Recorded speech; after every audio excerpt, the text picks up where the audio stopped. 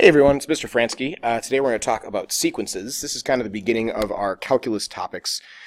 These are things that will be useful in calculus next year if you take it. As this is pre-calculus, I hope that you're all planning on taking calculus. It'd be sad if you didn't. It'd be like preparing for a marathon and not running it. But sequences are something that you've probably seen before, maybe in Algebra 2 or perhaps in FST if you took that. But let's just jump in and take a look at what a sequence is. So, you may have seen these words before. Arithmetic, geometric, recursive, explicit, finite, and infinite. We're going to talk about all of them in this screencast, but it might be worth just kind of pondering on each one of these and seeing if you remember what they mean. This word up here, arithmetic, when you're talking about a sequence, that's the way you say it, arithmetic. When you're talking about like what the field of math is, it's like adding and subtracting, you say arithmetic. But arithmetic sequences is the way that we usually say it. I think it's just because arithmetic sequences sounds kind of funky. I don't really know. Sounds weird to me. So anyway, let's talk about what the heck a sequence is. So what is a sequence? It's just a list of numbers. So it's a list of numbers. Okay? And there's an order to them, right? So, for example, if we have the sequence 5, 10, 15, 20, 25, and we stop. Okay, so we have 5, 10, 15, 20, 25. That's our sequence. It looks like you can figure out that rule pretty quickly, right? You're adding 5 each time. So usually sequences have some kind of a rule. This is called a finite sequence because it stops. Finite sequence. Okay, and often here you call this the first term. So it's ordered, right? You can't just it's not like a set where it's just a group of numbers. You have a first term, you have a second term, you have a last term, right? So first term, second term, third term. Often you see this using A1, A2, A3, etc., and then AN is what they call the nth term. Okay, and it could stop or it could keep going, but a sequence ordered list of numbers, right? So I might even throw ordered in there. An ordered list of numbers. Okay, so this is a finite sequence. It is also arithmetic.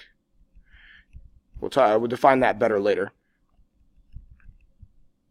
But an arithmetic sequence is where you add something every time. From one term to the next, you keep adding or subtracting the same thing. Okay? Another example, 2, 4, 8, 16, 32. And maybe we'll let this one be infinite, so it goes on forever. So this is an infinite. And you guys might already know, this is called a geometric sequence. Geometric sequence. Geometric means that you multiply by something every time. Okay, so you multiply in this case by 2 every time, right? You start with 2 as your first term, your second term is 4, 8, 16. We're doubling every time. You're multiplying by 2.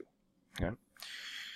Next one, this is a pretty common one that we use in calculus a lot. 1, 1/2, 1/3, 1/4, 1/5. So it looks like, what's happening here? What's the rule? I'm not multiplying or dividing by anything every time. I'm not adding something every time, but the rule is just that it's 1 over n. Okay, this is a special sequence. It's called the harmonic sequence. You don't need to know that. But if you're a musically inclined person, harmonics are created by dividing the length of an instrument into different pieces. So a piano or a harp might be the easiest way to think about it. If you divide something in half, it'll play an octave higher. So harmonics are created by shortening the length of what you're using to play sound. So I don't know if it's harmonic because of that or if it was the other way around. I don't know if it was the sequence before the music or the music before the sequence, but it's just kind of interesting. Another famous one, 1, 1, 2, 3, 5, 8, 13, 21, next one will be 34. This is what's called the Fibonacci sequence. Fibonacci. I think that's how you spell it. It's probably close, that's why I teach math. And I'm going to be dealing with this the whole time again. Shoot. Okay, so Fibonacci sequence is created by adding the first the last 2 terms to get the next one. So 1 plus 1 is 2, 2 plus 1 are 3, 3 plus 2 are 5, 5 plus 3 is 8, and that pattern continues. Very famous one. Lots of cool things that happen with the Fibonacci sequence. It creates like cool shapes and spirals and stuff. Cool. All right, let's move right along. So an explicit formula. Explicit formula is where they give you a formula for the nth term. So an is equal to some f of n. Okay, so they tell you ak here is k squared minus 1. They want us to find the first 6 terms and the 100th term for k squared minus 1. Well, a1, so basically for this, you just plug it in. It's just a function, right? So we plug k in, so it's 1 squared minus 1, which is 0. a2, 2 squared minus 1, which is 3. a3, 3 squared minus 1, which is 8. a4, 4 squared minus 1, which is 15. A5, I think, will be 24, and A6 will be 35. Right? We're always just one short of the perfect square. One short of the perfect square. And you're not usually asked to create an explicit formula for something like this. Usually it'd be something like an arithmetic or a geometric that you'd be asked to do that. But in this case, I would just look at these and say, well, they're always one short of the perfect square. So I'd always try to make that happen, right? So the 100th term then, A100, well, that's really easy, right? Just 100 squared minus 1, which is 10,000 minus 1. It's 9,999. Excuse me. Okay, so explicit formula, really nice if you're trying to find like terms that are far away from the first term. All right, a recursive formula. If you do computer science at all, recursive is something that calls upon itself. So it's kind of like you're rewinding and using something from before to get the next term. So we're going to do the same thing here. First 6 terms and the 100th term for this. So they give you the first term. Okay, so that's easy. B1 is 3. Now B2, so 2 is my n now. So n minus 1, that'd be B1 plus 2. So what that's telling us to do is take B1, which is the last term, it was 3, and add 2. That's going to be 5. So then B3 is going to be B2 plus 2. So I'm going to add 2 to the last term, which was 5, right? So it's going to make 7. And then B4 is going to be B3 plus 2. You can see what's happening here, right? You're just adding 2 every time. So it's going to be 9. B5 will be B4 plus 2, which is 9 plus 2 is 11. And then B6, I'm going to skip the math, is going to be 13, right? So what recursive formula does is it uses the prior term. It uses the prior term to be able to figure this out. The problem with this is if I want to get B100, what do I have to know? I got to know B99, and then I'm going to add 2 to it. But to know B99, what do I have to know? I have to know B98, which I have to know B97, B96. So you have to go like all the way back, right? I don't really want to do that. But is there a way that we can get an explicit formula looking at this? Let's see. Let's look kind of n and then the b sub n. So we have 1, 2, 3, 4, 5, 6. So we had 3, and then we added 2. So we had 3 plus 2, and then we had 3 plus 2 times 2. And then 3 plus 3 times 2, right? Because we added 2 one more time every time. So 5th term was 3 plus 4 times 2. 6th term was 3 plus 5 times 2. Okay. So it looks like what's happening is we're adding 2 every time, and we end up with how many 2's do we have? On the 3rd term, I have 2 2's. On the 4th term, I have 3 2's. On the 5th term, I have 4 2's. On the 6th term, I have 5 2's. So if I get to the 100th term, how many 2's will I have added? Hopefully you can see that we will have added 99 2's. So it'll be 3 plus 99 times 2. 99 times 2 is 198, and 3 is 201. Okay, so what we basically just did is we found an explicit formula for Bn. It was 3 plus n minus 1, because I don't add n 2's, right? It's always 1 less times 2. Okay, so this is what's called an explicit formula for an arithmetic sequence. It'll always work out to be this. It'll be the first term plus n minus 1 times 2, which I think is what we're going to talk about next. Yeah. So an arithmetic sequence is one where you always have the first term, then you add some difference to it, and then you add 2 times the difference, and then you add 3 times the difference, and you keep doing this, right? And the nth term, the explicit formula, is a plus n minus 1 times d. This is the explicit formula. Explicit for an arithmetic sequence. Okay, so it's the explicit formula for an arithmetic sequence. So a is the first term. So if you know the first term and you know the common difference, d is the common difference. Difference because if you subtract any 2 terms, that's the difference between them, right? Like before we had 5, 10, 15, 20. If you subtract any 2 of these, right? If you subtract any 2 of these, you're going to get 5. And it's possible it could be negative, right? You could have like 7, 5, 3, 1, negative 1, something like that. In this case, my common difference is negative 2, because I'm subtracting 2 every time, right? That's all there is to it. So first term a, common difference d. Explicit formula is always a plus n minus 1 times d. That's all there is to it. The recursive formula for an arithmetic sequence, you have your first term, a1, not an, Mr. Fransky. There we go. So they give you the first term, and then the nth term is going to be the prior term. And what do I do with it? Well, I just add the common difference, right? So they have for a recursive formula, I usually just hack it together, but it's going to be the prior term plus that common difference every time. Awesome. All right. Moving right along. So Let's find the difference, the recursive and explicit formulas for each one of these. So the first one, what's our difference? What are we doing every time? Looks like we're adding 4. So d is 4. The first term is -6. They want the recursive and explicit formula. Recursive is easy. a1 is -6. The nth term, how do I get it? I take the prior term and I add 4. Explicit, an is going to be the first term, -6, plus n minus 1 times the common difference, which is 4. There you go. Explicit formula, recursive formula. I like the explicit one better. I think it's easier to deal with, but got to know how to do both. Now the next one is weird because it looks like we're multiplying, right? Looks like we multiply 3 by 2, then multiply by 2 again, multiply by 2 again. But natural log has that weird property, remember, where if you're doing the natural log of a product, it actually turns into addition. That's why this actually is arithmetic. It doesn't look like it, but it actually is. So our first term is ln3. The question is, what is the difference? Okay. Well, we have ln3. I'm going to write this a little bit different. ln3. Then I have ln of 3 times 2. And then I have ln of 3 times 2 times 2. And then I have ln of 3 times 2. 3 times 2 is 6, times 2 is 12, times 2 is 24. Now, we're going to use that log property I talked about. So we have ln of 3. And then we have ln of 3 plus ln of 2. And then we have ln of 3 plus ln of, this is ln of 2 squared. But remember that square can come to the front. So it's 2 ln 2. And the next one's going to be ln of 3 plus 3 ln 2, right? Because it's 2 cubed, but I can move that 3 to the front. So it looks like we keep adding ln 2 every time. So my difference is ln of 2. Okay. So you can write out the explicit and recursive formulas for that if you want to, but I just wanted to show you kind of a cool looking arithmetic sequence that works out there.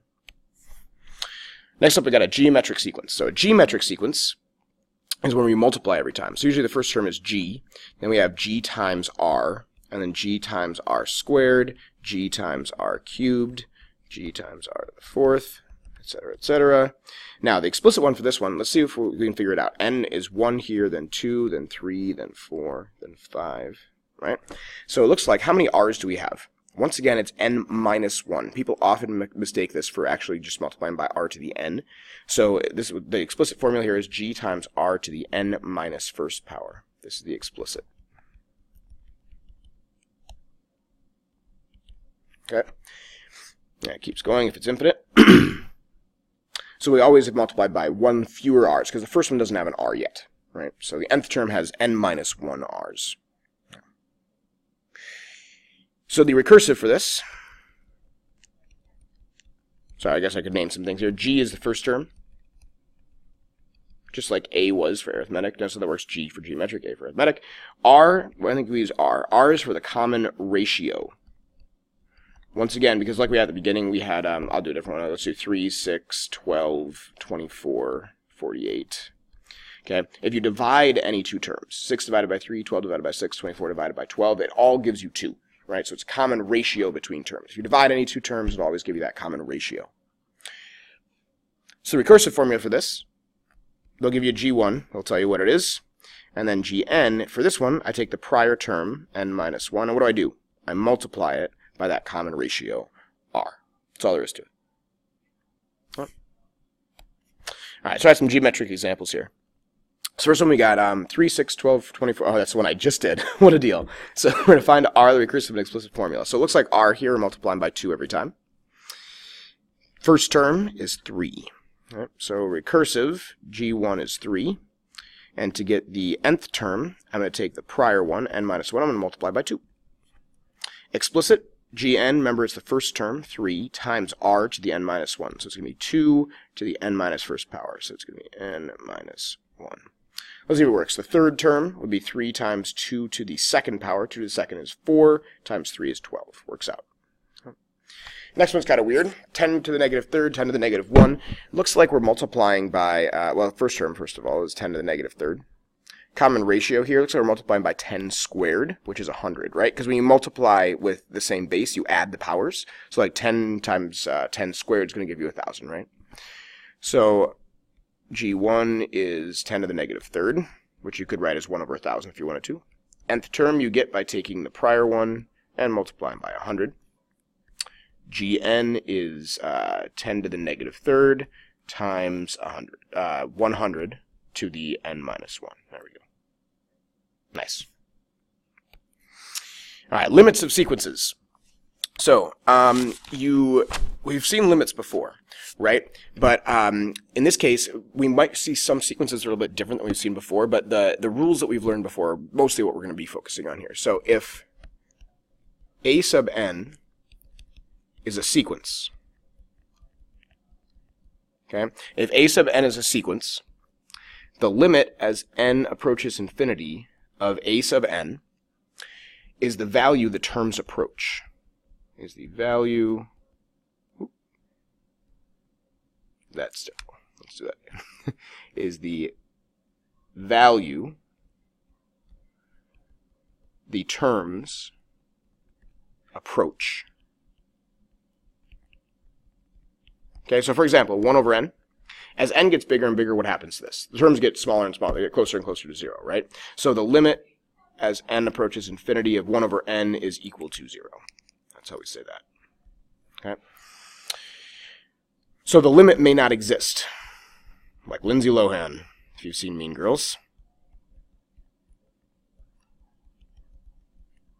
Okay, so for example, limit as n goes to infinity of n squared.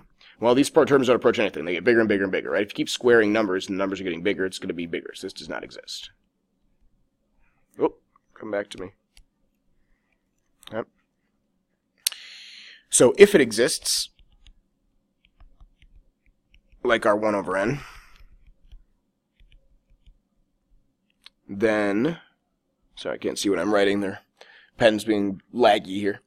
Then limit as n approaches infinity of a sub n is equal to some number L, like up here at 0.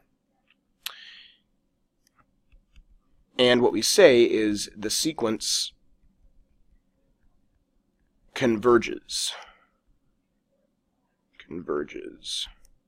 to that limit L. Okay, so 1 over n, those sequence terms converge to 0, right? N squared, those don't converge to anything because the limit does not exist. DNE stands for does not exist. If I look more like an n, there we go. Okay, so if it does not exist, the sequence, we say it diverges, like the movie.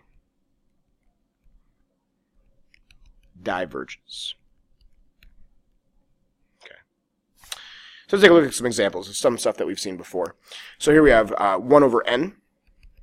Limit as n approaches infinity of 1 over n. We know as n gets really big, the denominator is getting really big, so it's going to get closer and closer to 0. This next one, 2, 3, 4, 5, 1, 2, 3, 4, looks like the top is always n plus 1, the bottom is always n. Remember, if we have the same degree on the top and bottom, in this case 1 and 1, we just look at the leading coefficients. Limit as n approaches infinity of n plus 1 over n. Just leading coefficients gives me 1. This guy, if I keep doubling things, no way that's going to exist. That limit does not exist. Next one's kind of interesting. This is negative 1 to the nth power, right? Whereas 1, 2, 3, 4. Because if you do negative 1 to the n, you get positive 1, negative 1, positive 1, negative 1. If we start to do the first power first, it's going to give you a negative 1. Excuse me. Now, the weird thing about this, if you think about a graph, negative 1, positive 1, negative 1, positive 1. Are these approaching a value? No. This limit does not exist. It's weird to say that it diverges, because it really isn't diverging, right? But it's not converging to a number. In calculus, we talk about how if you tell me I want you to be within like 0.01 of a number, I have to be able to get far enough out that it'll always be within that range. That'll never happen with this one. Okay? There's no number that these converge to. So some rational formulas, we talked about this before. Look at the leading coefficient, right? So limit as n approaches infinity of this guy is going to be 3, right? Just because it's leading coefficients. Limit as n approaches infinity of this guy, because we have a bigger degree on the bottom, that one will be 0, right? Bigger degree on the top means it doesn't exist. I believe that's all I've got for you. Love you guys. That's why I'm here. Have an excellent day. I'll see you around.